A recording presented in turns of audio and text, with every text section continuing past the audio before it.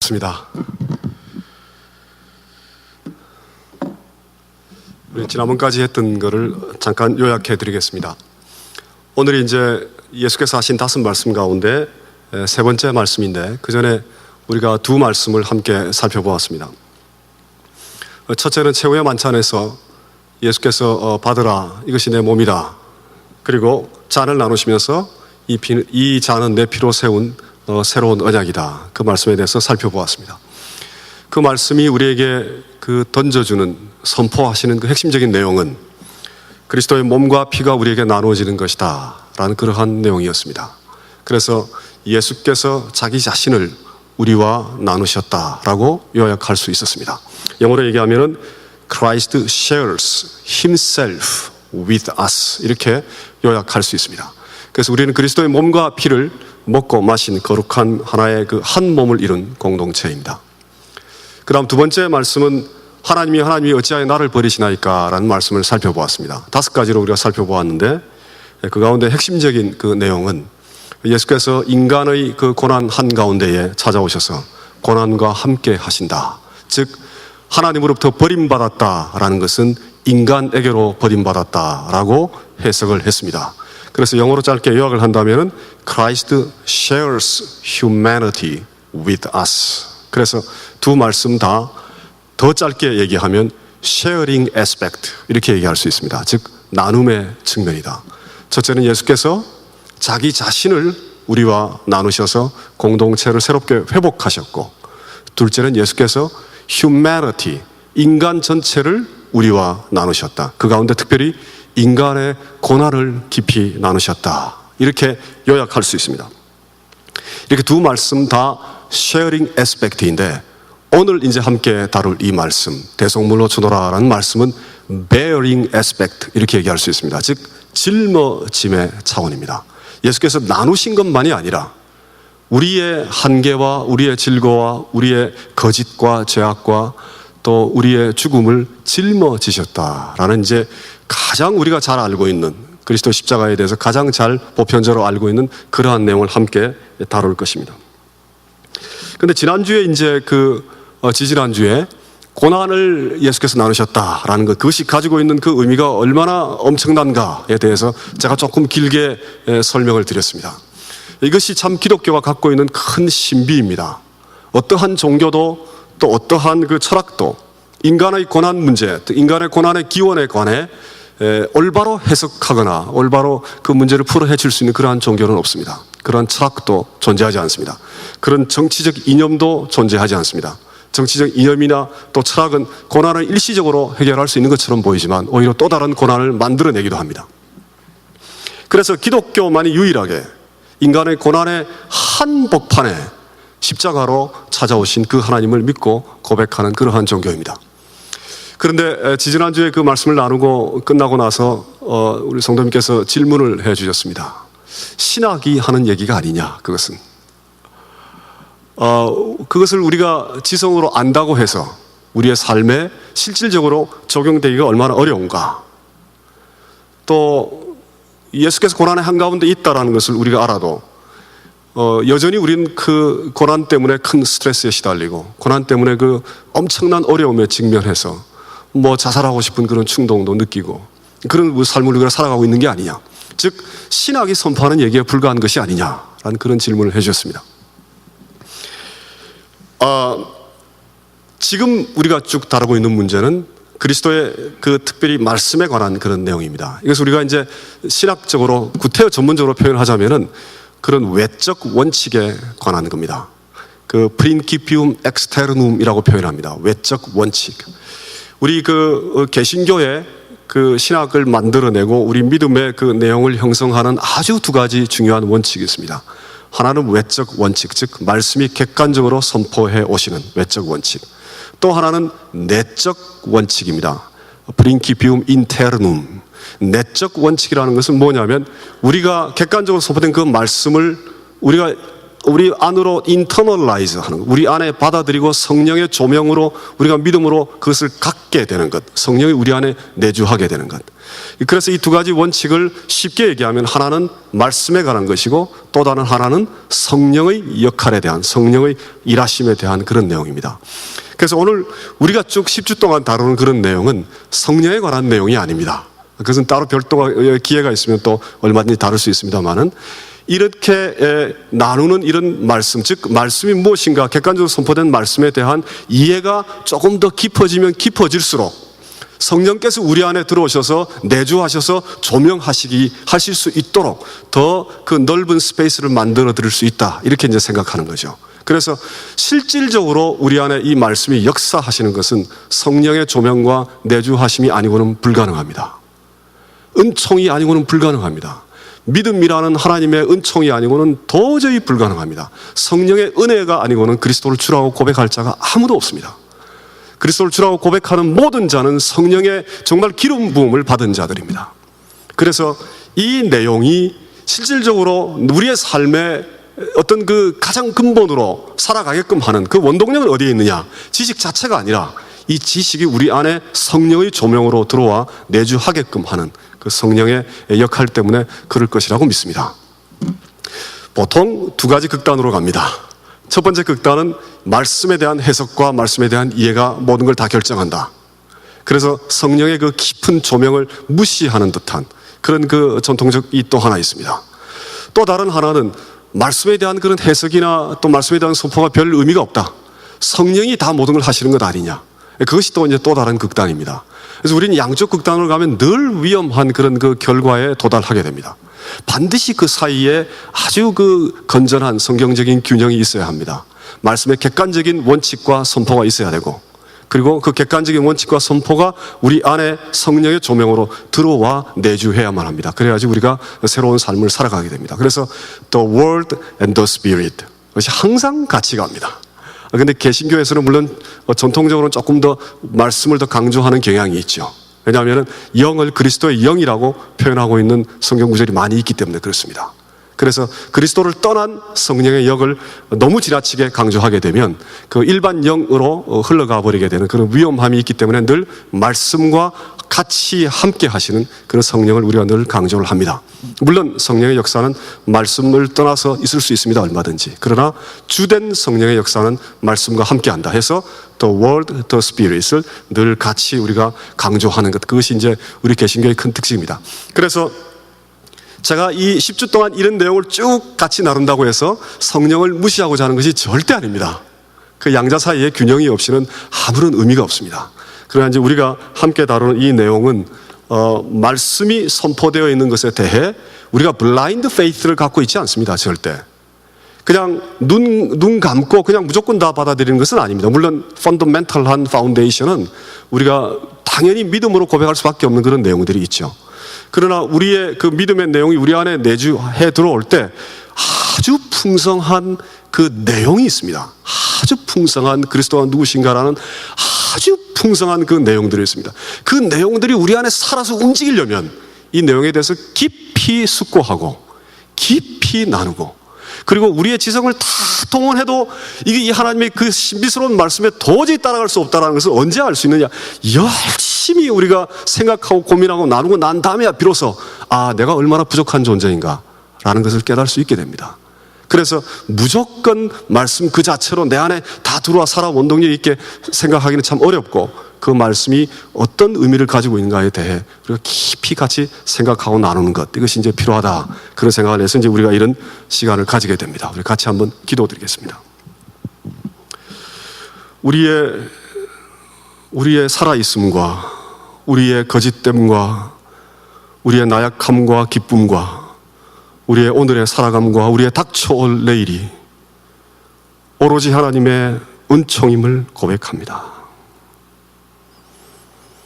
십자가로 우리에게 찾아오시어 우리의 고난을 짊어지시고 우리의 죽음과 우리의 죄악을 짊어지시고 우리의 깊고 깊은 탄식을 짊어지신 그 그리스도를 이 시간에 함께 나누고자 합니다. 그리스도의 영이 찾아오시어 우리의 심령 깊은 곳에 하나님의 거룩한 말씀을 인치시고 이 어두운 땅에 널리 증거되게 하시옵소서. 예수님의 이름으로 기도드립니다. 아멘.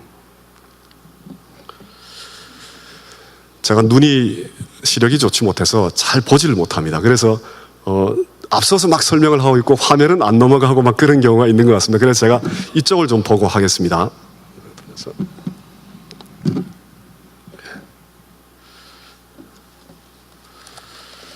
자, 우리가 잘 아는 이 말씀입니다. 마가복음 10장 45절. 많은 사람을 위하여 대속물로 주려 함이라. 이 말씀. 이 말씀은 이제 첫째 그 두 가지 어려운 점이 있습니다. 이제 그 제일 첫 부분을 보시면 인자에 온 것은 이렇게 이제 인자라는 표현이 있죠. 45절. 인자에 온 것은 섬김을 받으려 함이 아니라 도리어 섬기려 하고 자기 목숨을 많은 사람의 대속물로 주려 함이라. 이제 이 대속물이라는 단어가 이제 등장을 했습니다. 그런데 이 대속물이라는 단어에 초점을 맞추기에는 실제로 마가복음 10장의 이 그 맥락, 문맥이 그리스도의 십자가에 대해 깊이 있게 설명하고 있는 그런 문맥이 아닙니다. 잘 아시다시피 10장의 지금 이 선포가 나오기까지의 문맥은 야고보와 요한이 예수님한테 우리 좀 예수님 잘 되시면 한 명은 오른편에 한 명은 왼편에 좀 앉게 해주십시오. 이렇게 이제 정치적인 야망을 드러냈습니다. 그러자 이제 제자들이 막 시기해서 다툼이 일어났죠. 그러니까 예수께서 권력을 그렇게 추구하는 것, 그것은 이방인들이 하는 것이다. 이렇게 말씀하십니다. 그런 다음에 이제 크고자 하는 자는 오히려 섬길 것이다. 그렇게 말씀하십니다. 그런 다음에 나는 섬김을 받기 위해서 온 것이 아니라 섬기기 위해서 왔다라는 그 말씀을 하신 다음에 이 말씀이 등장합니다. 그래서 전체적인 문맥 자체는 그리스도의 십자가에 대한 하나의 해석과 선포를 하는 문맥이라기보다 제자들에게 자신이 증거하는 하나님 나라의 그 비밀이 무엇인가에 대한 상당히 좀 포괄적인 그런 그 말씀의 맥락 속에 있습니다. 그래서 꽤 많은 그 학자들이 이 대목은 십자가에 관한 선포로 해석하기는 조금 어려움이 있다. 이렇게 주장하는 분들이 꽤 있습니다. 그럼 어쨌든 워낙 예수께서 어떤 분들은 이렇게 얘기합니다. 그리스도의 십자가에 대해서 예수님 스스로가 설명을 가하고 선포한 것은 이 구절뿐이다. 이렇게까지 얘기할 정도로 아주 이 구절은 마가복음 10장 45절은 특히 강력하게 그리스도의 죽음에 대해서 이렇게 굉장히 설명을 하고 있는, 비록 짧은 구절이지만 설명을 하고 있는 이제 그런 구절이다라고 전통적으로 생각해 왔습니다. 그래서 이제 그런 문제가 하나 있고, 둘째는 인자라는 그런 표현을 사용하고 있습니다. 인자는, 여러분 인자가 무슨 뜻인지 알고 계십니까? 인자라는 거. 혹시 오랫동안 교회를 다니셨는데 별 생각 없이 혹시 지나가신 적은 없습니까? 저는 사실 모태신앙이었기 때문에 어릴 때 인자라는 구절을 듣고 인자한 사람인가 보다 이렇게 생각했습니다. 인자한 사람, 너그러운 사람. 그래서 예수님이 자기 스스로를 나는 인자한 사람이다 이렇게 얘기하는 거 이건 뭐 굉장히 이해가 되는 그런 그 표현이다 이렇게 생각했습니다. 그런데 인자는 사람의 아들이라는 단어죠. 사람의 아들이라는 단어입니다. 왜 예수께서 자신을 하나님의 아들이라고 부르지 아니하고 사람의 아들이라고 불렀을까? 참 어렵습니다. 성경을 보시면 자기 스스로를 나는 하나님의 아들이다 라고 표현한 구절이 참 찾아보기 어렵습니다. 예수님 하신 말씀 가운데 요한복음에 이제 다른 얘기를 하시다가 잠깐 등장하는 것 말고는 그 구절을 참 찾아보기 어렵습니다. 그런데 거의 대부분 예수님이 스스로를 자기 자신을 사람의 아들 이렇게 표현합니다. 그래서 대속물로 준다 하는 이 구절에서도 예수께서 사람의 아들은 이렇게 표현을 하고 있어서 상당히 좀 당황스럽다 이런 그 생각을 할 수 있습니다. 이 사람의 아들이라는 대한 이 표현에 대해서는 아주 여러 가지 그 신학적인 그 성찰이 있어 왔습니다. 그런데 이제 습관적으로 하나님의 아들이라는 표현은 그리스도의 신성을 가리키고 사람의 아들이라는 표현은 그리스도의 인성을 가리킨다라고 습관적으로 신학자들이 사용해 온 그런 경우가 꽤 있습니다. 역사적으로 우리 캘빈도 그랬습니다. 물론 어거스틴도 그랬고 오랫동안. 그것은 조금 문제가 있어 보입니다. 왜 그런 거 아니? 사람의 아들이라는 단어를 사용하시는 그 맥락들을 쭉 보면 여러분 한번 생각을 해보십시오. 예수께서 사람의 아들이라고 얘기하는 그 맥락 속에 인자가 죄를 용서할 그런 능력이 있다라는 말씀도 있죠. 또 인자가 구름을 타고 영광 가운데 다시 올 것이다. 재림할 거다라는 그러한 말씀도 있습니다. 그래서 그리고 인자가 심판한다라는 그런 말씀도 있고요. 그러니까 그 인자라는, 내가 사람의 아들이다라는 그 표현이 굉장히 그 역설적인 그런 그 면을 가지고 있습니다. 그 표현을 단순히 나는 사람의 아들이다라는 것을 나타내기 위해서 그 표현을 사용하고 계신 건 아닙니다. 그래서 인자라는 이 말씀을 사용하시는 것 때문에 그 다음에 나오는 구절들에 대한 해석이나 이해가 한 인간이 죽는가 보다, 이렇게 연결짓기에는 곤란한 그러한 맥락들이 성경에 아주 계속해서 나옵니다. 예수님 스스로. 그리고 그 이제 다니엘서에 그 인자가 이제 사용됐기 때문에, 인자 같은 이가 이렇게 사용됐기 때문에 유대인들이 생각하고 있는, 물론 그 당시에 인자라는 표현은 그냥 사람을 의미하는 그런 표현일 수도 있습니다. 또 하나는 자기 자신을 지칭할 때 이름을 부르거나 뭐 다른 걸 지칭하기보다 그냥 인자는 이렇게 얼마든지 불렀을 수 있습니다. 그러니까 하나의 대명사로 그냥 사용했을 수도 있습니다. 그런데 유대의 그 묵시의 개념으로 볼 때는 다시 오는 그 인자 같은 그 하늘의 영광을 가지고 다시 오는 일은 한 번밖에 안 오죠. 한 번 오는 겁니다. 그런데 예수께서는 이 땅에 한 번 오셨다가 다시 또 오실 거에 대한 얘기를 하십니다.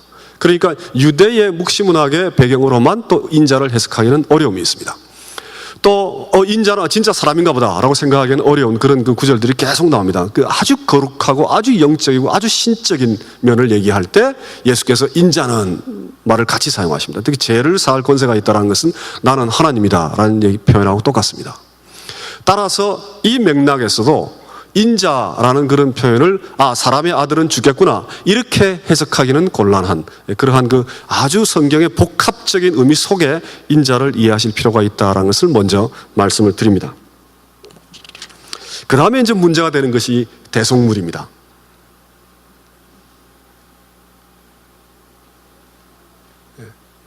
대속물, 아이고 이거 다 깨져버렸네요. 헬라어로 보내드렸는데 아마 헬라어 폰트가 안 돼 있어서 아마 이렇게 된 것 같습니다. 깨졌습니다. 그 리트론이라는 단어인데 대속물이라는 단어가, 이 단어는 지금 이 마가복음 10장하고 마태복음 20장 똑같은 그것을 설명하고 있는 구절에 딱 2번 쓰였습니다. 성경에서. 그러니까 2번밖에 나오지 않습니다. 그래서 이 단어가 무슨 뜻인가에 대해서 이제 참 어려움이 있습니다. 대속물이 도대체 무슨 뜻이냐? 대속물이라는 게 참 알기가 어렵습니다. 왜냐하면 흔하게 사용되는 단어가 아니기 때문에. 그래서 이제 몇 가지 점들을 우리가 생각할 수 있습니다. 대속물로 주려 함이라. 이 대속물, 많은 사람을 위해 대속물로 준다라는 이 말씀이 도대체 무엇일까라는 거죠. 그래서 이제 이 단어는, 리트론이라는 이 명사는 리오라는 동사의 하나의 파생어인데, 리오라는 동사가 풀어주다, 해방하다, 뭐 구원하다 그런 뜻이 있습니다. 그래서 그것과 연관될 것이다, 이제 우리가 이렇게 생각할 수 있습니다. 그 다음에 이제 이 리오라는 단어와 좀 유사한 단어들을 쭉 제가 설명을 했습니다. 왜냐하면 파생어를 가지고 이 단어의 뜻을 우리가 살펴볼 수 있기 때문에 이것이 조금 중요합니다. 신약에서 사용되고 있는 그런 표현들, 여기 보시면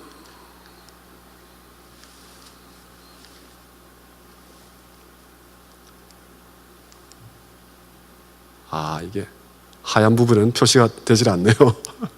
너무 하얗게 한 것 같습니다. 제가 여기 빨간 거에는 들어오는데, 레이저가, 동사 파생어 1번에 보면 그 리트로라는 그 단어는 이스라엘을 구원했다, 죄로부터 구원했다, 그리스도의 보배로운 피로 구원을 했다, 이제 그런 뜻이 쭉 있습니다. 그래서 이 대속물이라는 것은 결국은 법률적인 그런 그 세팅 속에 있는 거죠. 그리고 보배로운 피로 구원했다라는 것은 재래적인 그런 그 세팅 속에 있는 단어입니다. 그 다음에 리트로시스라는 것은 그 명사형입니다. 그냥 명사형인데, 이제 백성들을 구원했다, 예루살렘을 구원했다, 또 예수님의 피가 우리의 영원한 구원이 된다, 이런 그 표현 속에 사용된 단어입니다. 그러니까 이 단어도 결국은 재래적인 제사의 그런 그 의미가 그 안에 들어가 있죠.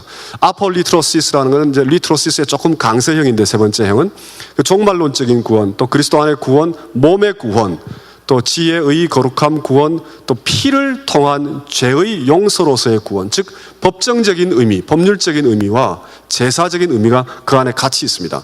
그 다음에 기업의 보증이 되사할 때, 이 보증이라고 할 때는 주로 이제 상업적인 그런 의미입니다. 거래나 어떤 그 유산을 받을 때 모자라면 누가 대신 물어주고 하는 그런 때 구약에서 많이 사용했죠.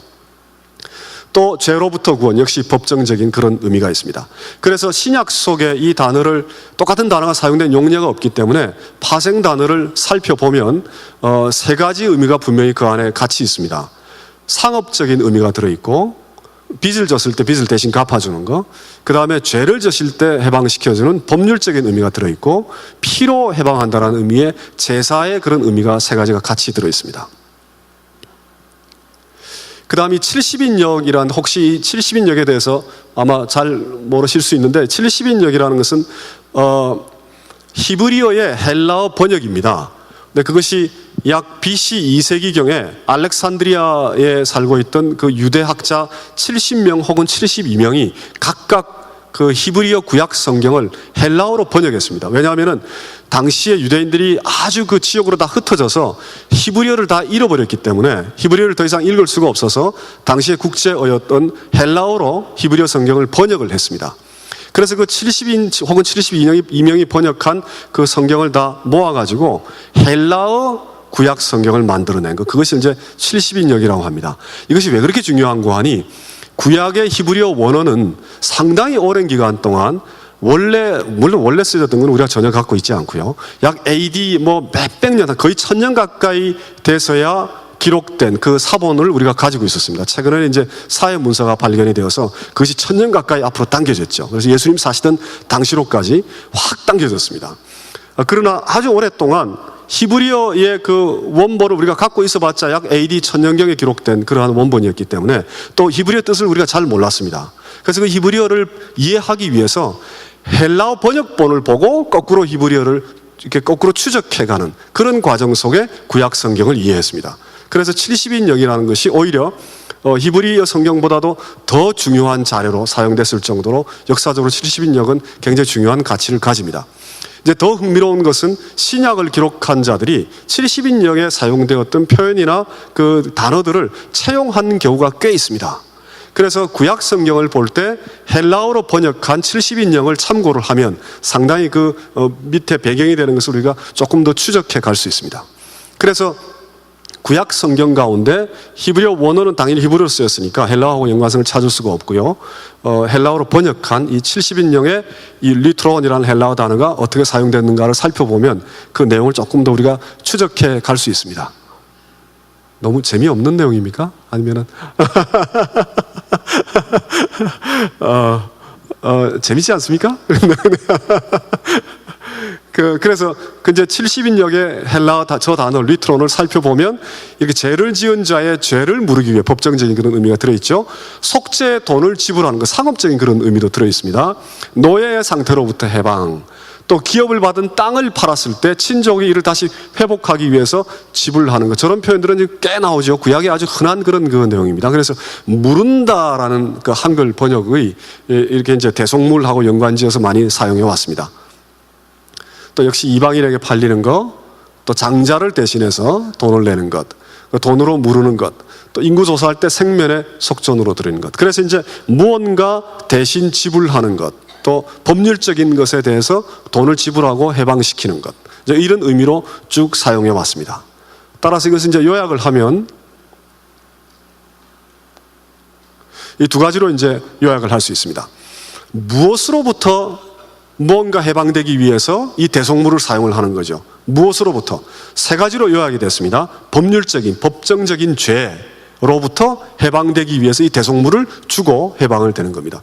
또 상업적인 채무나 보증으로부터 또 해방되는 거, 구속이 되는 거. 그 다음에 제사적인, 재래적인 피로 해방을 얻는 것. 이 세 가지 의미를 생각해 볼 수 있습니다. 그 다음 어떻게 구원을 얻는가라고 할 때 누군가가 빚을 졌는데 이 빚을 누군가 대신 갚아주는 거죠. 그래서 대속물이라는 단어 속에는 단순히 해방을 했다는 의미뿐만이 아니라 무언가 대신 지불해 준다, 무언가 대신 짊어진다라는 그런 그 대속의 의미가 들어 있습니다. 대속의 의미가. 그래서 이 두 가지로 대속물의 의미를 요약할 수 있습니다. 물론 이제 어려운 점은 이거죠. 예수께서 이 말씀을 사용하셨을 때 과연 이 모든 것을 의미를 염두에 두고 선포하셨을까? 그건 우리가 참 이해하기 어렵습니다. 이거보다 훨씬 더 많은 의미를 말씀하실 수도 있고, 또 우리가 좀 더 신학적인 그런 해석들을 가했을 수도 있고 그렇습니다. 조금 어렵습니다.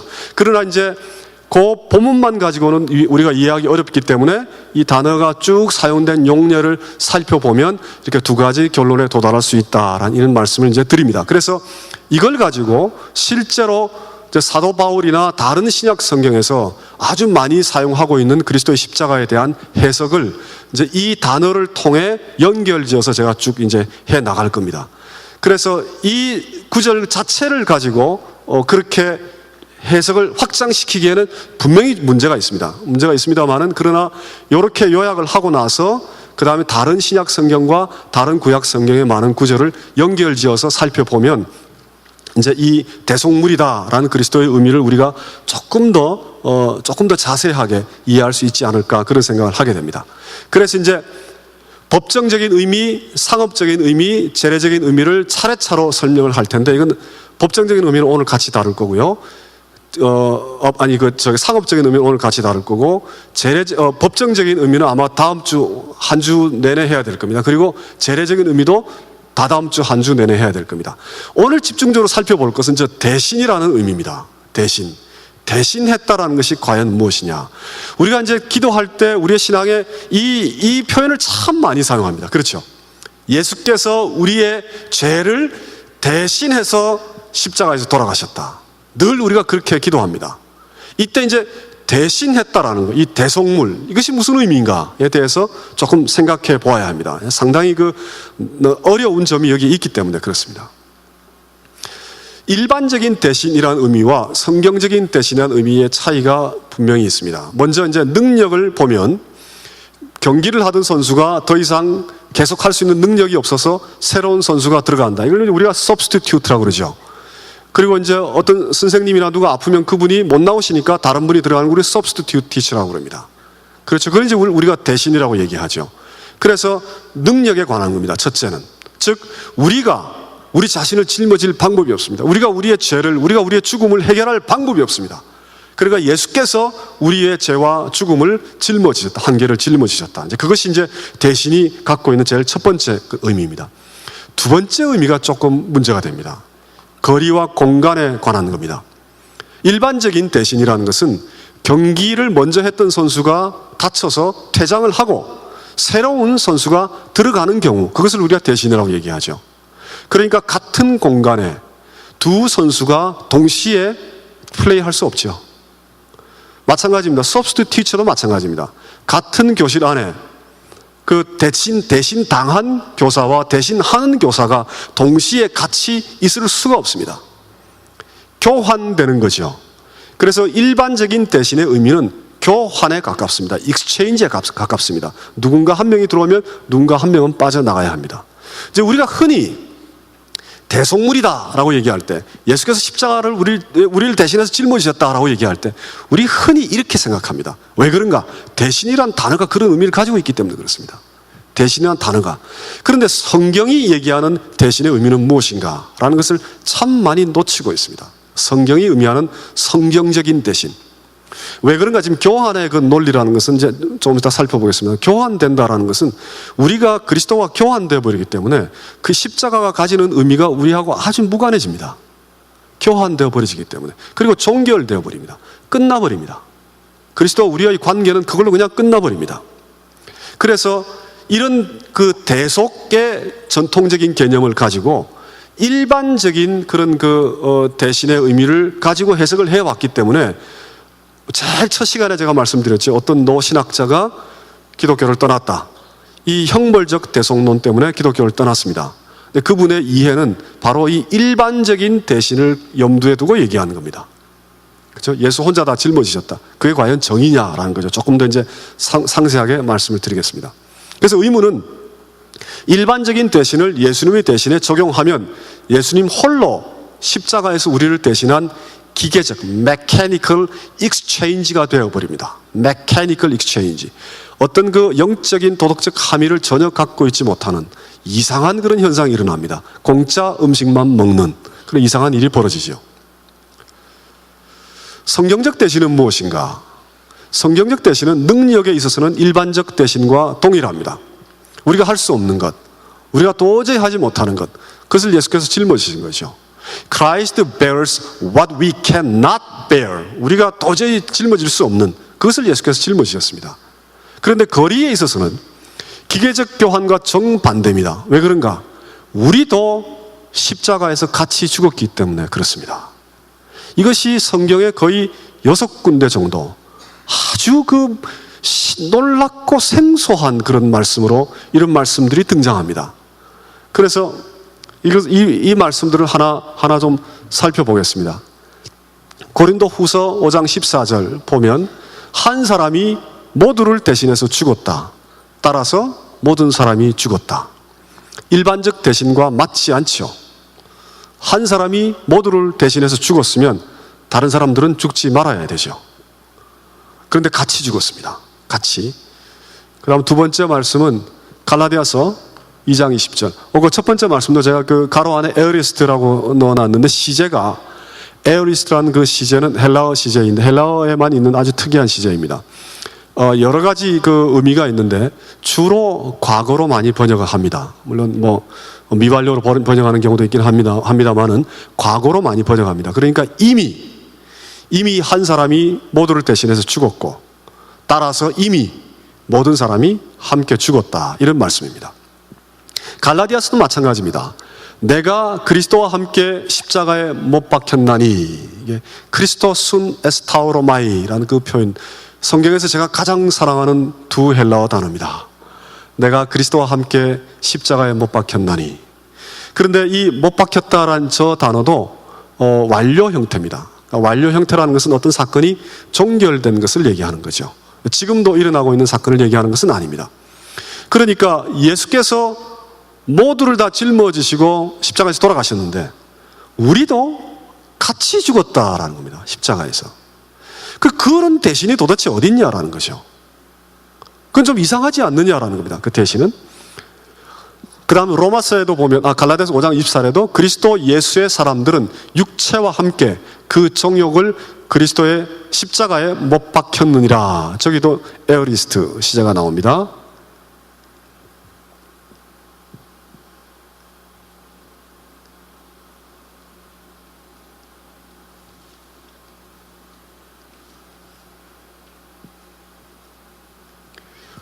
그 다음에 로마서 6장 6절 우리 옛사람이 예수와 함께 십자가에 못 박혔다. 또 로마서 6장 8절에도 우리가 그리스도와 함께 죽었으면, 또 골로새서 2장 20절에 세상 초등학문에서 그리스도와 함께 죽었거든. 그래서 그리스도와 우리는 함께 십자가에 못 박혔다라는 것이 성경이 선포하는 아주 중요한 대신의 의미입니다. 대신의 의미. 그래서 일반적인 대신과 성경적인 대신은 상당한 차이가 있다라는 것을 먼저 말씀을 드립니다. 그래서 여기 보시면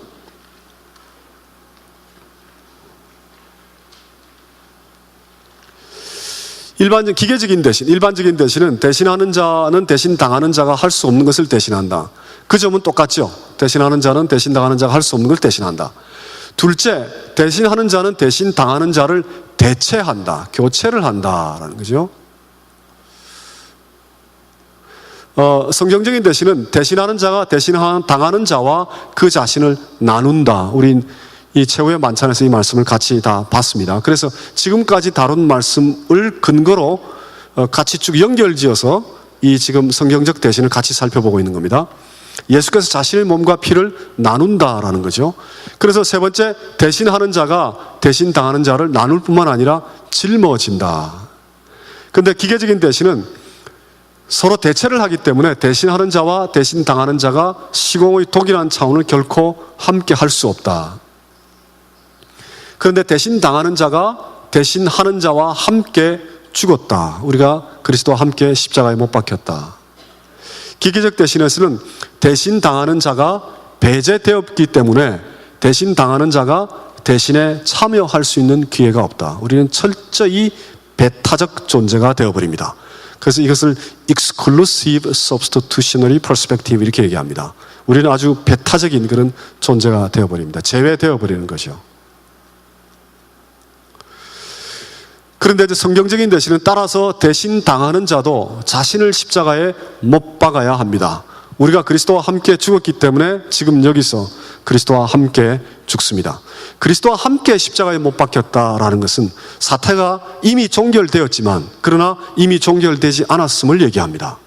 그리스도와 함께 십자가에 못 박혔기 때문에 우리의 삶이 죽음으로 살아가는 거죠. 이 땅을 십자가로 살아가게 됩니다. 그리스도의 죽음이 우리의 삶에 가장 강력한 영적, 도덕적 그런 의미를 가지게 됩니다. 왜? 우리가 그리스도와 함께 십자가에 못 박혔기 때문에. 그래서 성경이 전하는 메시지는 굉장히 신비스럽고 생소한 그러한 얘기입니다. 근데 우리가 습관적으로 대신이라고 생각하면 일반적으로 교환되었구나, 대체되었구나, 이건 말이 안 된다, 공짜 음식을 먹는구나, 이게 과연 정의냐 이렇게 생각하는 거죠. 제가 그걸 여기 같이 포함시켰는지 모르겠습니다. 그래서 기계적 대신은 secular substitution, exclusive mechanical, once for all exchange 이렇게 볼 수 있는데 반해서 이 성경적인 대신은 biblical, inclusive, organic, relational, once for all and at the same time ongoing substitution. 굉장히 신비스러운 얘기입니다. 이미 예수께서 다 십자가에서 이루었지만 우리가 그리스도와 함께 포함되어 있기 때문에 그리스도가 우리 안에서 계속 살아가시는 거죠. 죽음으로. 그래서 십자가에 함께 그리스도가 죽었기 때문에 지금 오늘 여기서 그리스도와 함께 십자가의 죽음으로 살아가는 것. 그것이 이제 굉장히 강력한 영적이고 도덕적인 함의를 가지게 됩니다. 기계적 대신은 이런 그 함의를 가지고 있지 못합니다. 영적인 그런 그 요청을 불러일으키지 못합니다. 그리고 우리가 마치 로봇이 된 것처럼 우리가 살아있지도 않고 하나님과 아무런 관계가 없는 것처럼 아주 차가운 아주 이상한 형태의 그런 교환으로 끝나버립니다. 전통적으로 대신을 자꾸 그렇게 생각했기 때문에 예수께서 우리를 대신 짊어지셨다, 대신 계속 그렇게 사용했기 때문에 기독교를 떠나는 자들이 생기게 되고 전통적인 그런 견해, 십자가 견해는 틀렸다 이렇게 생각해서 뭐만 남겨놓는가, 예수께서 십자가에 죽으신 것은 도덕적인 모범밖에 없다, 이런 이론만 지금 남겨져 있는 그런 상태입니다. 상당히 많은 분들 속에. 그래서 그걸 포함을 안 시켰네요. 그래서 혹시 기억을 하시는지 모르겠습니다. 그 40년 동안 조직신학을 가르치다가 기독교를 떠났다라는 분의 얘기를 제가 제일 처음에 소개를 드린 적이 있죠. 3가지 얘기를 했었죠.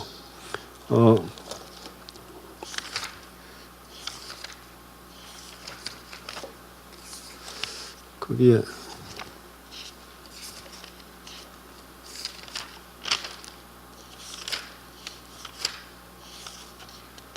제 컴퓨터에는 제가 넣어 놓았는데 이 교재에 포함을 안 시켰나요?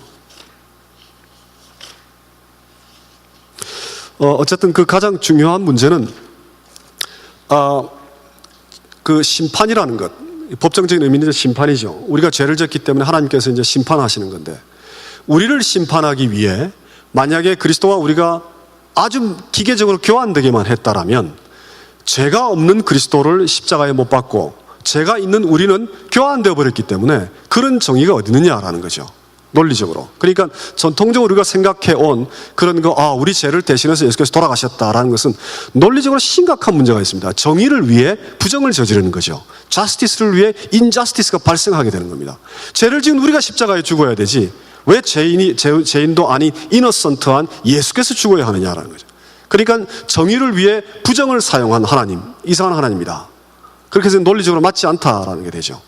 그런데 성경이 계속 얘기하는 것, 그것은 지금 우리가 2차례 얘기한 거 있죠. 예수께서 자기 자신을 나누셨다. 그리고 예수께서 전 인간을 나누셨다.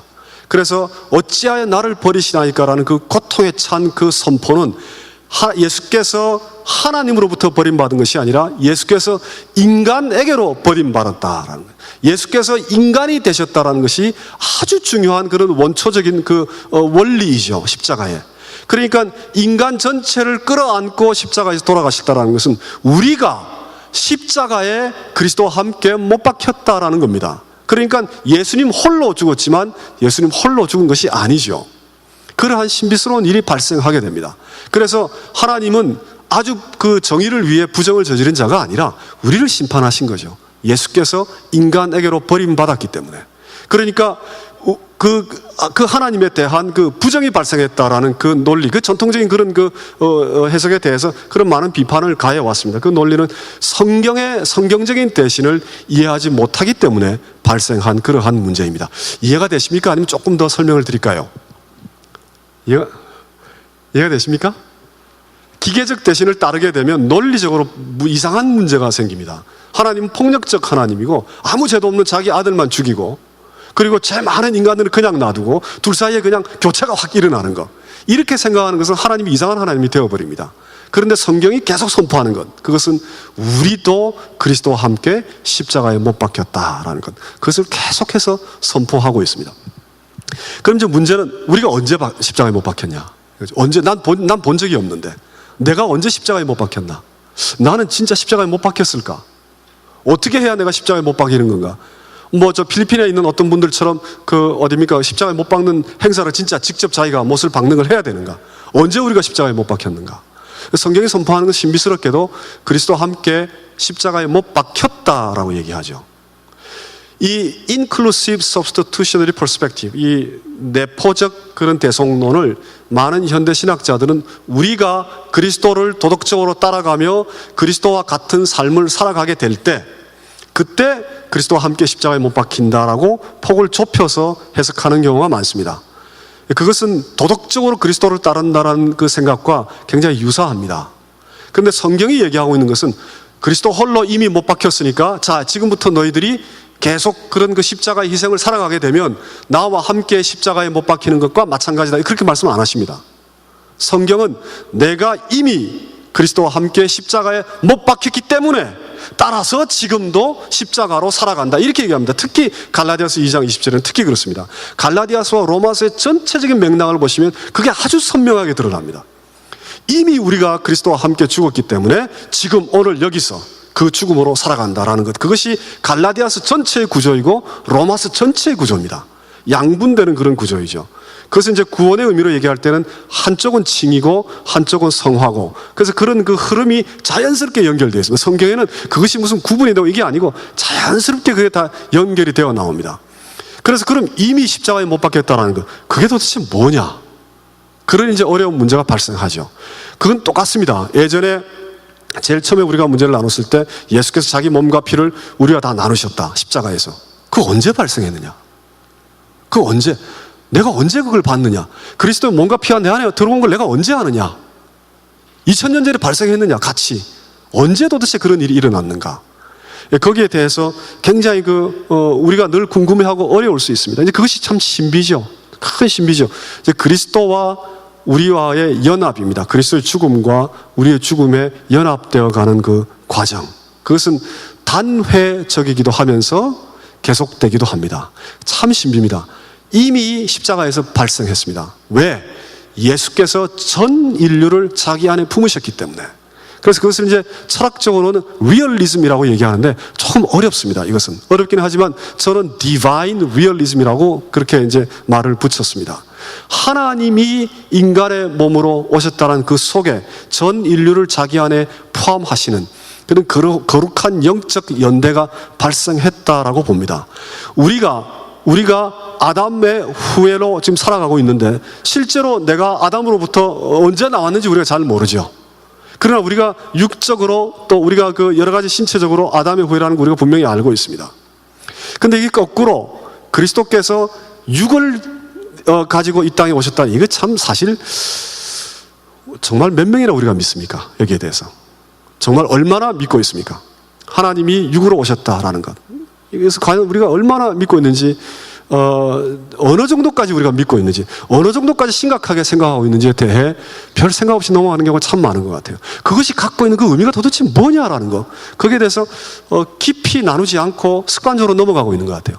하나님이 육을 가지고 이 땅에 찾아오셨다라는 그 속에 전 인류를 자기 안에 품을 만한 강력한 실체가 도사리고 있지 않느냐라는 것에 대해 늘 우리가 헷갈려 합니다. 늘 의심합니다. 그게 무슨 얘기일까? 난 본 적이 없는데 내가 언제 하나님 앞에 포함됐는가? 내가 언제 그리스도와 함께 죽었는가? 늘 우리는 거기에 대해서 의문을 갖습니다. 그러나 하나님께서 그리스도로 이 땅에 인간으로 육으로 찾아오셨다라는 것이 갖고 있는 그 엄청난 신비와 의미를 우리가 믿고 고백한다면 내가 그 속에 그리스도와 함께 이미 죽었다라는 것을 같이 고백할 수 있을 것입니다. 그것이 실현되는 과정은 사실은 믿음이라는 매개를 통해 들어옵니다. 우리에게 분명히 실현되는 과정은 우리가 믿고 고백하는 것을 통해 성령의 은혜로 우리 안에 그것이 들어오게 됩니다. 그래서 로마서에 보면 하나님의 의가 우리한테 들어오는데 믿음을 통해 들어온다는 표현이 계속 나오죠.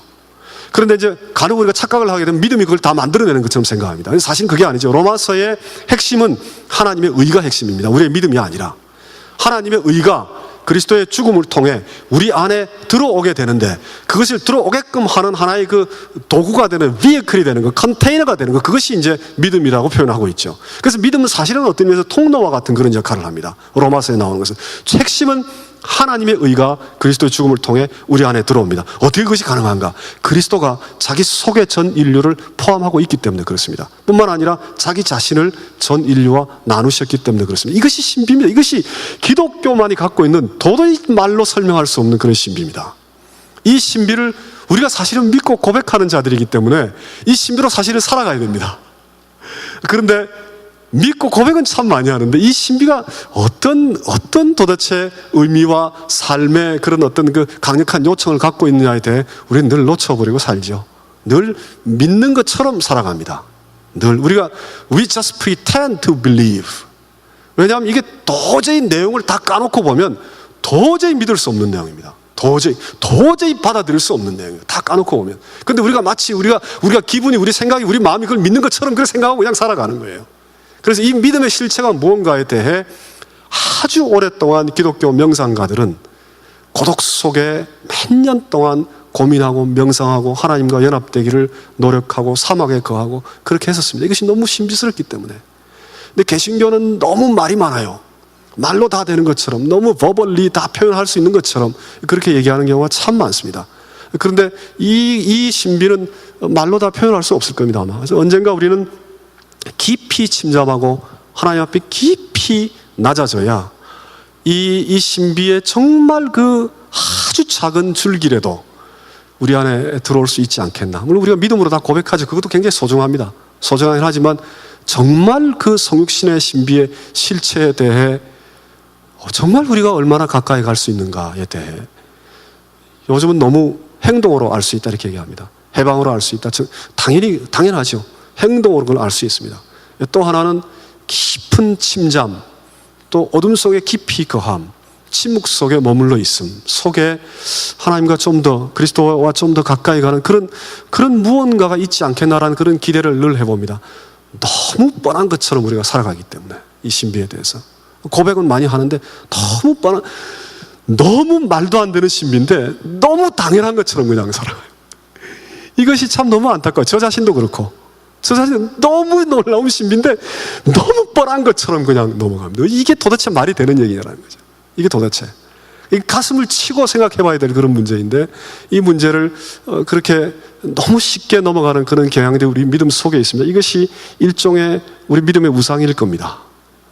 그러니까 우리 믿음의 그 얄팍함이 갖고 오는 그런 우상일지 모릅니다. 이 신비를 참 보잘것없는 부족한 언어로 기껏 표현해봤자 그냥 이 정도입니다. 그러니까 이건 정말 부족하지만 그러나 표현을 해봤습니다. 떠난 자는 우리요, 함께 하신 자는 그리스도다. 버린 자는 우리요, 찾고 부르신 자는 그리스도다. 버림받은 자는 우리요, 그들과 함께 하시는 자는 그리스도다. 죄와 죽음과 사탄과 무지와 고난에 묶여서 살아가는 자들은 우리요, 이들과 함께 하시며 자신의 몸과 피로 우리의 고난과 함께 하시며 우리의 한계를 짊어지시고 죽음으로 우리를 그 속박에서 구원해내시는 자는 그리스도다. 바로 이런 점에서 그리스도만이 우리를 대신하신 자요, 우리는 철저히 대신당한 자들이다. 예수 홀로 십자가에서 돌아가셨다. 아무리 강조해도 지나치지 않습니다. 우리는 아무것도 한 것이 없습니다. 십자가에서.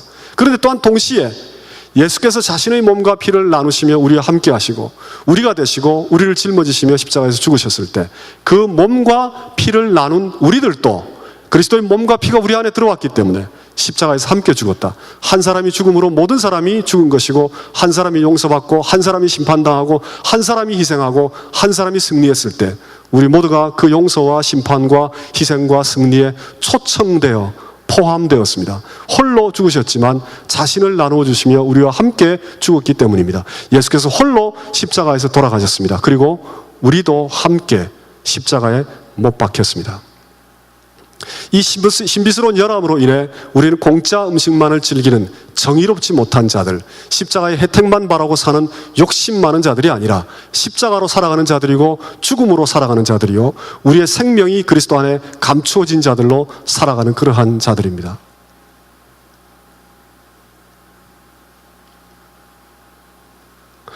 십자가 때문에 우리는 이 세상에서 가장 정의로워야 합니다. 십자가 때문에 우리는 죽기까지 세상을 돌보며 섬기며 나누며 짊어져야 합니다.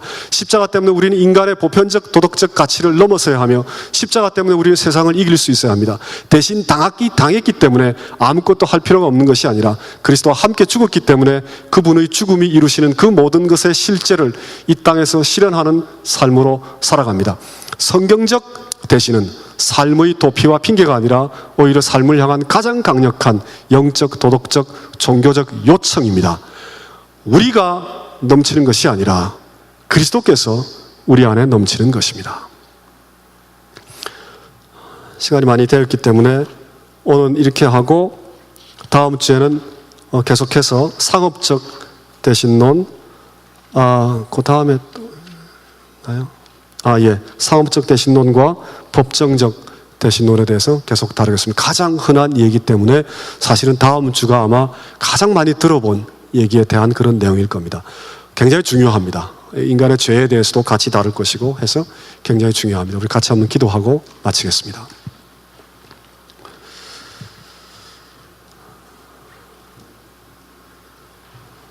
주께서 십자가에서 우리를 친히 짊어지신